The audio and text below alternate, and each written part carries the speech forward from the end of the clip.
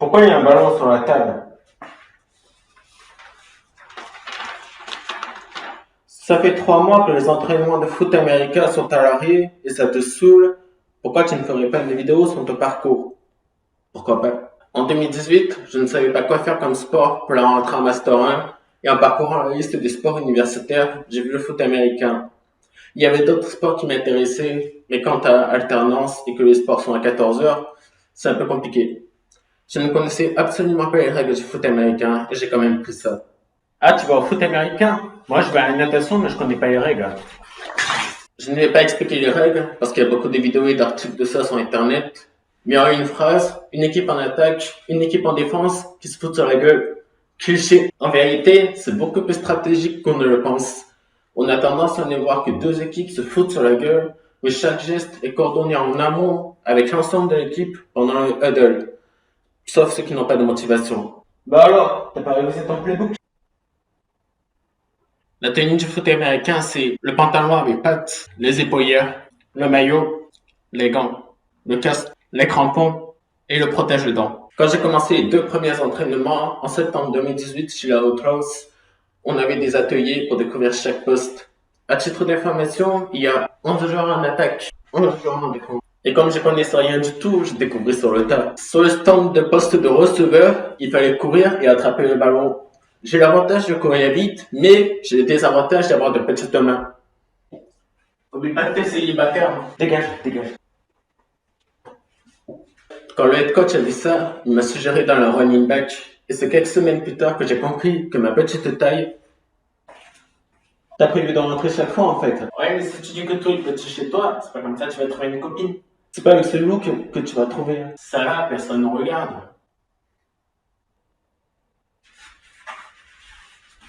Donc, comme je disais, l'avantage des petites tailles, c'est de pouvoir percer les lignes plus facilement, de pouvoir faire des blocages encore plus bas et d'avoir l'avantage des joueurs plus grands qui doivent se baisser encore plus pour pouvoir plaquer. La pratique de ce sport permet de développer l'esprit d'équipe, la stratégie, la condition physique, la résistance à la douleur et une bonne paire de couilles. Ah bah oui, un rideau qui fonce sur toi, c'est pas le moment de faire défiler ta vie. À propos de résistance à la douleur, c'est souvent en se faisant mal qu'on arrive à mieux encaisser les coups par la suite et à ne plus avoir peur. Par contre, certaines blessures peuvent perdurer plus ou moins longtemps. Big up à mes piliers qui m'ont vu s'accoter une fois. Pour les entraînements, le schéma est souvent le même. D'abord l'échauffement, et si tu as passé une mauvaise journée, tu risques de cracher. Ensuite, l'entraînement individuel, puis l'entraînement collectif. Et comme c'est un peu trop facile jusque-là, les coachs vont te faire des efforts intenses pour te faire cracher le peu de salive qui te reste. Et si quelqu'un fait une faute pendant l'entraînement, c'est toute l'équipe qui fait du pompe. En 1 an et demi, j'ai fait 53 entraînements à raison d'un entraînement par semaine. Et j'en ai loupé qu'un seul, même s'il faisait très froid ou qu'il pleuvait. Parce que c'est une passion. Et j'ai envie de souligner que si vous vous absentez par flemme ou à cause du temps, vous pénalisez toute l'équipe parce que sur le terrain, c'est vraiment représentatif de la réalité quand il y a moins de joueurs.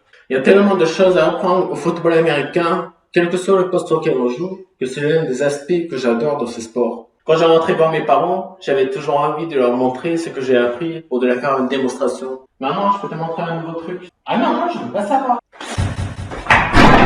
Quand on a fait le premier scrimmage, c'est-à-dire un match d'entraînement, je ne connaissais pas encore parfaitement les règles, et à un moment je devais faire une feinte, je me suis retrouvé en plein milieu du terrain sans savoir quoi faire.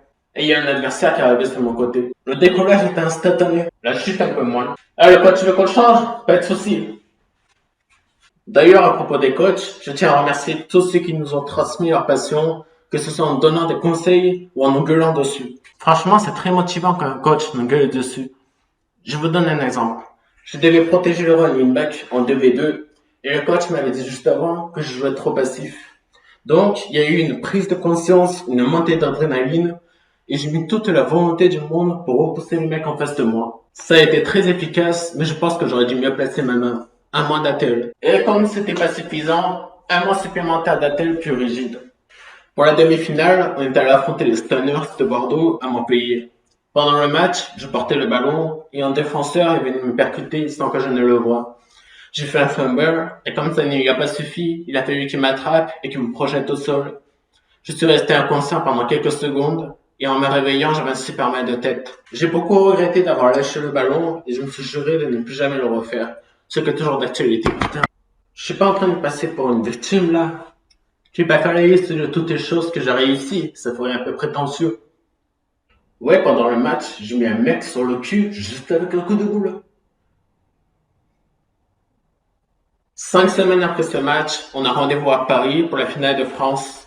On prend le train à 6 heures pour aller affronter les BS de Lille. L'autre running back de l'équipe n'était plus Alex depuis 2 mois et c'est sa copine qui m'a passé son équipement pour que je le monte jusqu'en haut. Et peu confort, on va dire. Et au début du match, qui passe dans le gradin? Sa copine. Comment dire que c'était pas le seul surpris? L'ambiance qu'il y avait était juste inoubliable. Du vestiaire jusqu'à la fin du match.